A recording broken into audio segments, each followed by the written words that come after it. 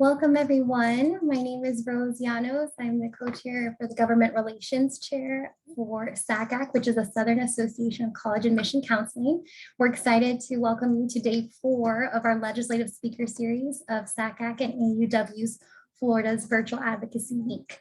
I'm here today with some really wonderful speakers, and I'm excited to introduce you. One of them is my co-chair on the Government Relations team at SACAC. And another one's a great colleague of hers that we're excited to have you talk today about the school profile. I just want to thank those that have attended our last few sessions over the other 3 days that we have had our virtual advocacy week. We've had great representation from legislative senators and AAUW Florida lobby days. We've also had panelists from Title IX, coordinators from different universities that have been able to have really important discussions regarding access. And then we also had our financial aid panelists yesterday, which came from the National Association of College Admission Counseling, from the Florida Department of Education, and some students that are doing some amazing local outreach programs to be able to improve access to scholarship opportunities for our students in the state of Florida. So today I'm excited to bring you information on the school profile presentation. But without further ado, let me just keep some housekeeping items. We are going to be using the Q&A session within this webinar, so please feel free to direct all your questions to the Q&A panel, and we will make sure to take time at the end to address those questions. And then at the same time, we're going to be sending a survey in the chat so that you can give us any important feedback to make sure that your experience in the future sessions are going to be just as great as today's. So with that said, let me go ahead and introduce you to our panelists today. We will actually be introducing first Ms. Eleni Garcia. Eleni Garcia is an Associate Director of College Counseling at Ransom Everglades School in Miami, Florida. This is her 15th year in the counseling profession as a self-proclaimed data nerd. She has a passion for trends in higher education and exploring ways to break down barriers to college access. So welcome, Eleni. We're happy to have you here today. In addition, I have my co-chair for Government Relations Chair of SACAC, Iris Martinez, here today. Iris, feel free to say hi. She's the Director of College and Career Services at Christopher Columbus High School in Miami and graduated from UM. She has over 7 years in higher education experience and was previously at UM as a Senior Assistant Director of Admissions. So during her tenure there and at Christopher Columbus High School, she's helped several families and students being able to have access to college admissions decisions, etc. And they're here today to discuss with you a little bit about the school profile. Again, I'll go ahead and turn it over to them. If you have questions throughout the time that they're presenting, feel free to direct it to the Q&A panel, and we'll leave some time at the end for questions. So without further ado, Eleni and Iris, welcome. Thank you. Thank you. Thank you so much, Rose. I'm going to go ahead and share my screen so that we could go ahead and get started. Welcome, everyone, to today's session, a how-to guide on the school profile. We're very excited to have you join us today. We'll go ahead and cover, the school report versus the school profile. What's the difference between each of these? Some of the challenges, right? As well as the importance of having a school profile. We'll talk briefly about an exercise that can be done, in your own time, and then also give you guys some quick tips and takeaways that you could practice on your own to help build your school profile. And then we'll have enough time at the end for questions. So let's go ahead and talk about the difference between the school report and the school profile. So there are technically 2 documents that accompany most high school transcripts, right? We have the school report, which is a portion of the common application or score that is filled out by a school official, typically the college counselor. This is a preset form, and it's required by most institutions. Then on the other side, we'll have the school profile. This is put together by the high school and provides an overview of the school. It could be any given format. Generally, it's usually a promotional piece for prospective families where you have how many students have been admitted to which schools, the graduation size, etc. Now, let's see here. Some of the challenges with the school report are the limitations and intricacies that the Common Applications Secondary School Report templates, right? These are preset. On the right-hand side, you're going to see an example of, it says AP, IB, honors, Cambridge. A lot of schools also have, accelerated, they have ACE, right? Like the naming convention kind of varies. And here we're really pretty much limited in terms of what the Common App asks us college counselors to enter. Also, the inconsistency in reported information, not completing the secondary school report, and or not submitting the school profile by some counselors because it may not be available. And then also sometimes submitting an incomplete school report or an outdated school profile. These are some of the challenges that institutions are facing when reviewing your transcripts and the documents that you're submitting. We want to make sure that there's consistency across the information provided so that we could provide context. As you all know, it's all about context for the admission counselors. Now, this is another example here. So for example, at the very top, you'll have your graduating class size. You could enter what's the percentage of the students that are going to 4-year versus 2-year, the ethnicity, etc. But the most important thing that institutions are really focusing on is the curriculum, right? So as I mentioned earlier, you could indicate on the Common App how many APs, honors, and IB courses.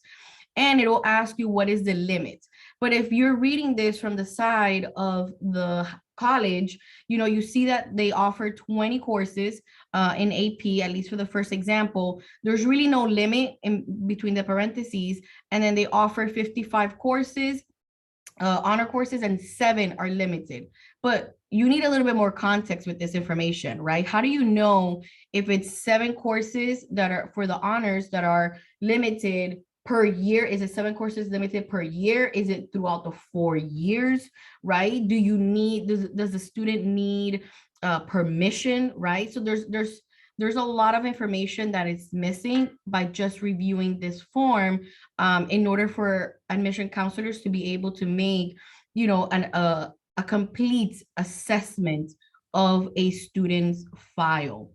Now, this actually is an example of the same school.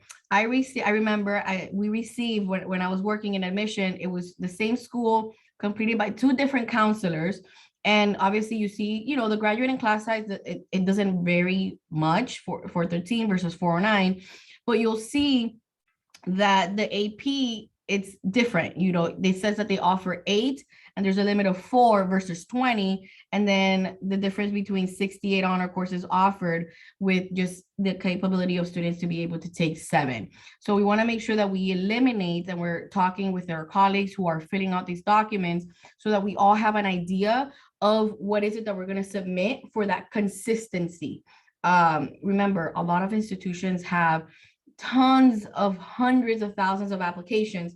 So not really their top priority, right, to reach out to each person, to each school and say, hey, there's an inconsistency in this, unless it's major. So we want to try to be proactive and avoid these at the beginning, from the get-go. Eleni? Great, thank you, Iris. So I want to talk a little bit about the importance of the school profile. Obviously, you have the ability to manipulate the documents to your liking.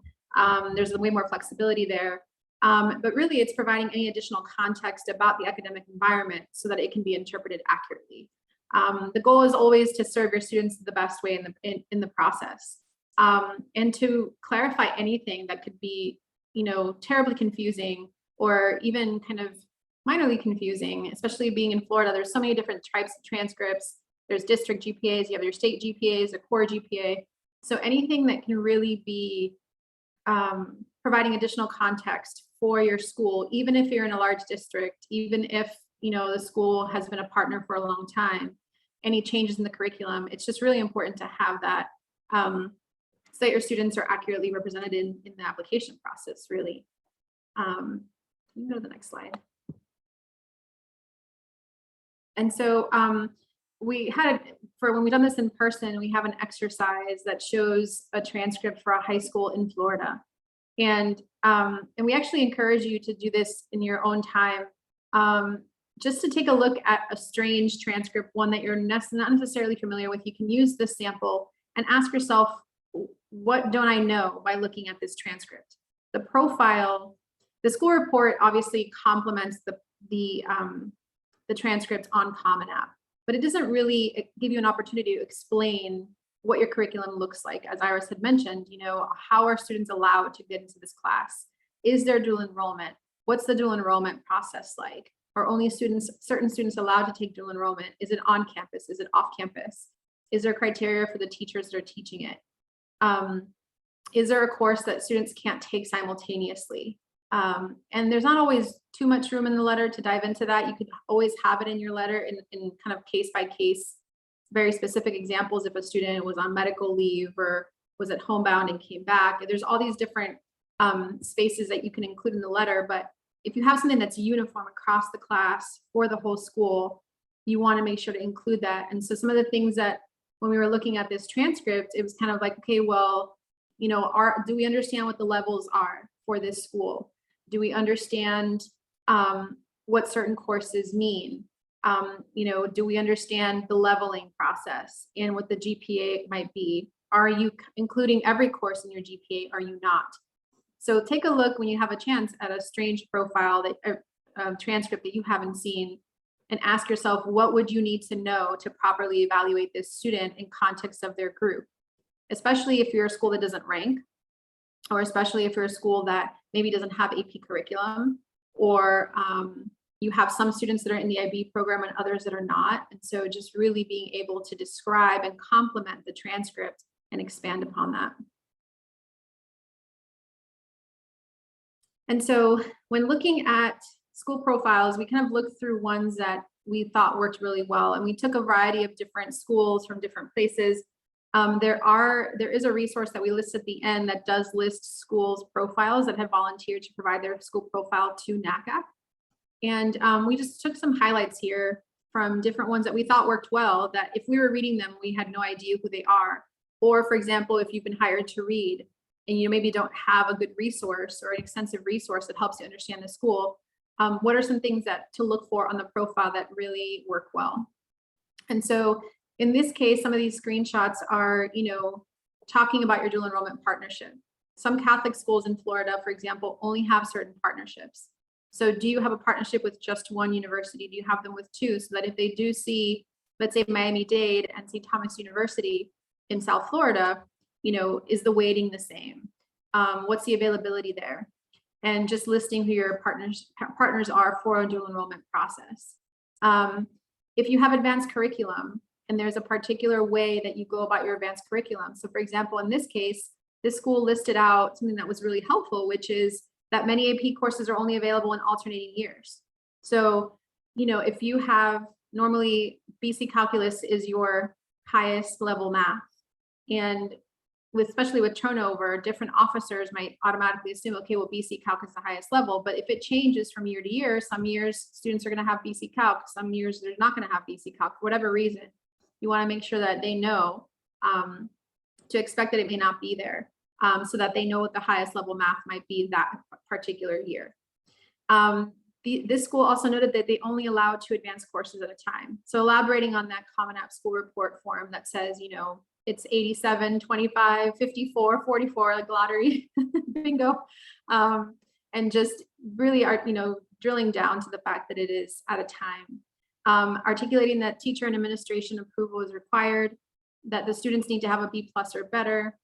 Outlining the AP capstone, what students need to do, right? So if a student has, especially if there's a class, for example, that's not even an AP capstone, but maybe you have another capstone that your school has created, that delineates how much writing the students need to do, what kind of research, do you have independent study? What is the selection process? Are there only 2 students selected per year? Maybe this year there were none. And so really kind of delineating that and talking about what the students walk away with. And just explaining your class rank, of course. So if you have class rank, don't have class rank, those are things to indicate, especially what your weighting might be. So, what is your AP scale? What is your honor scale? And so on. Something else that worked really well that we took from another school was talking about advanced curriculum. So if you do have curriculum that doesn't quite fit any of the boxes of a Common App or SCORE or Maya Learning and so on, being able to really articulate what your advanced curriculum is, when did it start, so that they know what to expect on the transcript. So this year in particular, and thinking each year you have to update your profile, because if you're phasing out curriculum or introducing curriculum, you're going to have students that don't have as many or maybe as few APs as they have in the past. So each junior class going into senior year, what is that class? What are we seeing in that class's transcript? So we've phased out this curriculum. This is the last class to particularly show a particular class and so on. If you don't offer AP exams, you know, although they're not required, we know that showing strong AP scores self-reported on on a college application can help a student's case, can help them kind of stand out. So if you don't, require AP exams, or if you do, or even if you just don't offer them at all, whatever the case may be, alternate explaining that, especially if something was phased out in one year, introduced in another. And something else too is if you have programs that are special. So, if you do have a capstone, if you have a science research program, if you have students that have to create a research paper at the end of their junior year, or maybe there's something that's happening that are kind of beyond AP, that for a fact that it's extremely rigorous and maybe it doesn't have a designation, but you want to show that your school offers these things, that would be super helpful to have on the profile as well. And we promise that it all fits in 2 pages. Something else that works really well to make sure you include is course load balance. This school in, I think, California, right, Iris? They encourage that the students don't take any more than 5 academic courses. So if you are restricting students, not just in AP, but in a particular year, let's say during COVID, you're restricting 6 academic classes to 4, or you change to a block schedule. So it wouldn't necessarily be a COVID statement, but really just these are the changes that we instituted this year. Also, make sure to include your class rank and grading system. If you don't rank, what your grading system might be, it's super helpful to know that an A+ is such. I've seen profiles too that are helpful if they have a numeric system. So for example, you have no letter grades on your transcript, having a legend that really outlines what your numeric grading scale would correspond to if you had a letter grade system. The less that the readers have to guess, the better.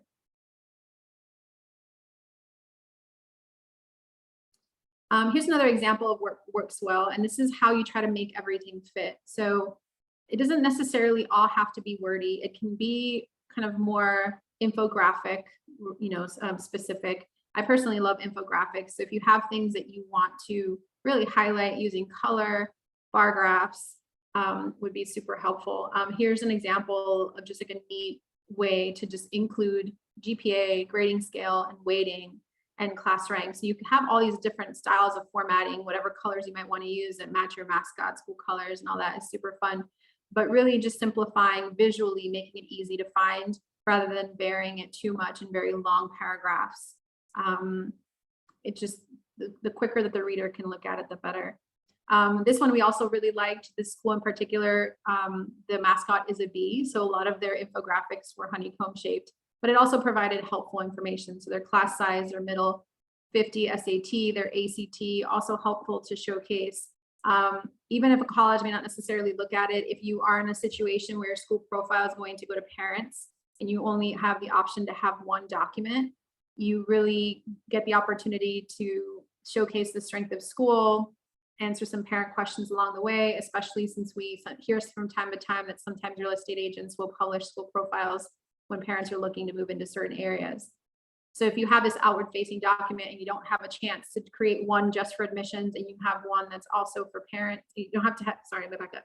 If you don't have the opportunity to have 2 different documents, one for admissions, one for families, then, it's okay to include the information here in one document for both. So this one was a lot of fun, and they also explained any changes that were due to COVID. This school also made it a point to notice that each student is required to participate in community service. So that can also help provide context in terms of, why they're might be seeing a lot of service hours in any given year, and maybe not from one district to another.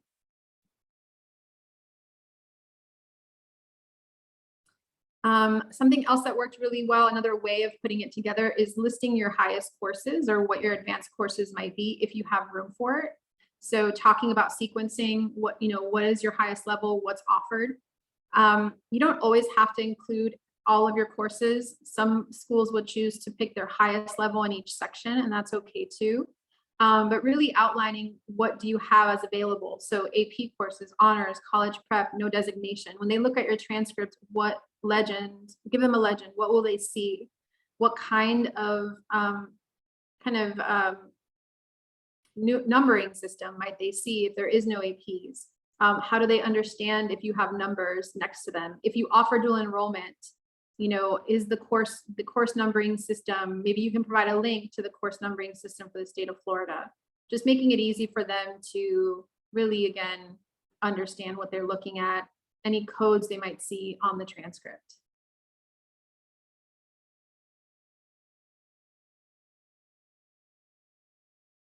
And so this is an example of another layout for course offerings, another helpful way to provide the same information so that you can do it vertically, horizontally, by department, by visual arts, indicate if it's a single semester course, a full semester course, and so on. Something else that I used to do at a school that had sent a lot of students to state universities, we would link our curriculum guide so that, and we would talk about the fact if they wanted to know what, especially if you have religious courses, or seminars, you want to be able to say, okay, do these connect to a state code? And so having that reference piece as well for the public institutions in Florida is super helpful. So this is just another example of something that was visually easy to follow, that talked about what was required, what was available, and when. So now we're going to go over, thank you so much, Eleni. Now we're going to go over the 7 quick tips, right? So I feel like institutions, like I said earlier, institutions receive large volumes of applications. And oftentimes admission offices are hiring external readers, right, to assist with the application reading. So you might get, it might not be the people that travel and recruit in your particular school who are doing the initial assessment. Therefore, excuse me, the more context we provide, the better, right? So the school profile and the transcript, like my colleague was saying, should complement each other. Think about what the transcript has and how the school profile is going to complement that, right? And we just have to make sure that everyone within your college counseling office and or school know the information that's being filled out to avoid those inconsistencies within the same school. But, want to make sure that you at least include any academic restrictions, any limits, right, to courses, frequency of course offerings, any approvals, like my colleague has provided the examples. It should be different than the school profile given to prospective students, but we do understand that that may not necessarily be the case. I know there's some limitations and, one marketing office or no marketing office, and it's just the one that you use, but definitely try to make sure that it's updated yearly because every year there are changes and every class is different. I know my colleague mentioned this, make sure you link to your school's course bulletin or, class, the course guide, right, for further information, so that at least you're giving the tools to those admission readers and admission officers to easily access that information without saying, okay, I can't access this, it is what it is, right? So we want to make sure that we're providing them with all the tools that they need to truly assess. So even if you put the friendly URL or a link that they could go to for all the explanations or etc., that is definitely going to be helpful. The use of headings, bold font, right, bullet points to highlight or emphasize, graphs, bar charts, anything that you want to use to make it, like my colleague said, fun, but most importantly, provide the information will be helpful. It is possible to have your school profile down to 2 pages. if you're able to kind of like manipulate the information where you have a mix of both writing, bullets, and, graphics. Definitely have a section to share any relevant updates, whether you had remote learning, pass and fail grading. Did you have pass and fail grading for your 9th graders or your 10th graders, right? Who are now seniors, right? At what year, at what point, how did that affect? Was it hybrid? For some of the students, if they had to choose or not choose, were there limitations with internet? Like, what were some of the challenges? So again, going back to providing context, the more context we provide to admission counselors, the better they're able to assess that applicant pool, particularly pertaining to that school, your school. And then also make it accessible on your website and or on the NACAC's page. If you want to see some sample school profiles to get some ideas, check out NACAC's page. There are a lot of institutions that, volunteer their school profiles there. Some of these examples were taken from there. Like one of my favorite ones is a school in California that I was able to look, and I was like, oh my God, this is so comprehensive. Like, they really truly provided and painted a picture. Anybody who works in higher ed or not higher ed, trust me, would have an understanding of that particular graduating class and the limitations and or lack of that the students had. And then last but not least, it really doesn't have to be fancy or long, okay? As long as you're putting out the correct, the appropriate information that they're looking for in terms of curriculum, grading, rank, right? That's the majority, that's the main focus that institutions are looking for and focusing in on. So just consider that as part of, as you revisit your school profile for the upcoming year. And it will definitely help. It will definitely help you. We worked on a sample profile in Google Docs. I'll go ahead and I'll put it in the chat, like the link. It's bit.ly/sample profile _ for you to get started. It's definitely, like a good way, like a template, right? And then I want to know also that you yourself can also reach out to admission representatives that you know well and ask for their feedback as you're finalizing your school profile. You're not alone. They will help you. So maybe start with your top schools that your students are applying to, and just, hey, quick note, hey, do you mind taking a look at this? Or what exactly are you looking for when assessing curriculum? I could share that there's a school, I believe it's USC, I can't remember from the top of my head, that they sent in the summer a survey so that us on our side of the desk, admission counselors, can fill out information so that they could keep on their database, right? So what is the counselor to student ratio? What are the limitations? What's the highest math level? What's the highest science level? So this is information that they're actively seeking. Of course, not every institution is doing that, but if you pick your top 5 institutions that your students are applying to, right? Like your big, like we call them the feeder schools, make sure that you reach out to your rep, right? Connect with them. I'm like, hey, I want to make sure that you guys have all the proper context. How can we help you? What do you need to see on the profile? And I'm sure they're going to be able to quickly jump on that and tell you, we'll need this, and that. Primarily, right? So if you can include this, that would be great. So that's one piece of advice and little nugget that I could share with you all today. If you were going to walk away with something, that's one thing that I'll definitely share with you all. Eleni, anything else? Yeah, I was just going to add that they can also, if you're also fighting with your team or administration to remove something from the profile that you feel strongly that does not serve the students, you can use those reps as well to have kind of backup to say, look, the reps are saying that this is not helpful information. And so it just provides more ammunition for you and validation that what you're saying is up to date and accurate. If you have competing audiences, deciding what goes into the profile. I'm going to go ahead and put the link in the chat.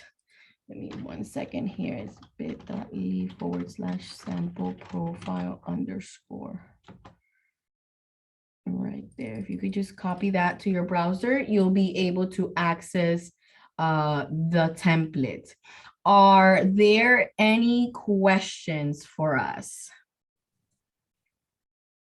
Thank you so much, Eleni and Iris. Feel free to raise your hand. I don't see any questions yet in the panel, but we are able to allow you to speak if you have a question directed to Eleni or Iris. As a college representative and mission counselor, you are doing amazing work and helping us. I don't have anyone read my applications. I go through over 400 applications, so I can't even stress the importance of being able to have that information succinctly displayed in ways that we can review and move on to the next person. Since we're trying to provide timely admission decisions, also trying to evaluate the quality and the background of each institution is really critical to have this type of information. For me, my takeaways too is just looking at every school, everyone is different. So whether I have a student that has, pushed themselves to take the extra mile and challenge themselves with an AP or AAUW diploma class or dual enrollment even, but perhaps they weren't successful in passing the exam or even making in that class, how do they compare with someone else that, has only taken regular classes or even honors, but have not decided to go and take those more challenging courses. So there's so many nuances and complexities behind those type of profiles, and having more information from this institution, the high schools, is really going to help our jobs become a little bit more simpler when looking at those students. So thank you for that. Anyone at this time, do you have questions or would like to raise your hand to ask your questions? We'll give you another couple minutes. While we're waiting, I do want to let you know that this whole entire week of our legislative speaker series from SACAC and AAUW Florida has been a phenomenal event that has taken so many moving parts. So again, I want to thank everyone, whether you're in the planning committee, both organizations that have taken the time to contribute to today. If you are not a member of SACAC or AAUW, we do offer memberships for both organizations so that you can participate in the change. And I will include here information on the membership. Currently right now for SACAC, if you're here today, you're a college counselor, you're in the public education background, there is free membership. So that's something to keep in mind or to send to any of those that are interested. I'll include that link here. And our AAUW Florida membership is a really low cost membership that allows you to do some amazing work to help advance gender equity for women. So I'll include that information here. Thank you, Eleni, for letting me know. There's a little bit of a lockdown at her school, which is pretty common. I definitely visited a high school before and had to stop my presentation midway for code red. So hopefully everything is okay where you are. Finally, I'm going to include the event survey for today. So if you have any feedback, if you have any suggestions for improving future sessions next year, hopefully we both will be back and being able to help in advocating for issues that are important to us that range from education and women's rights. So if there's anything that you'd like to help with, contribute, or even consider being part of the event and being able to be a panelist, we'd love to have you join. All right, with that said, Iris, do you have any final closing words or thoughts that you'd like to share? Well, if there's any, if I know, it's in the middle of the day, it's a Friday, so I could definitely understand if something comes up whenever you're working on the profile, feel free to reach out. I'm definitely happy to help. We're definitely happy to help, and serve as a resource and just to bounce back some ideas and comments and kind of talk about them. Definitely happy to do so. So definitely reach out. You have us, and then you also have the admission counselors for the particular schools that you're interested in getting their feedback from. You'll have the recording of the session. We'll be definitely sending this out so you have access to it. And again, we want to thank you for your time to join us today. And anything that we can do to help, please feel free to let us know. Thank you so much. Eleni, go ahead. Oh, no, I was just going to say thank you so much. Sorry that the last few minutes I'm kind of looking around as I'm trying to make sure if I need to hop off or not. I think it's just a drill. So, but I didn't know we were having a drill. So school life, Completely understand. Thank you, Lenny. Thank you, Iris. This concludes our SACAC and AAUW Florida's virtual advocacy week. So thank you again all to you both and to all of our panelists and speakers this week. We generally have had a wonderful session. I'm looking forward to next year and having you involved as well. So thank you, everyone. Take care. Have a great rest of your Friday.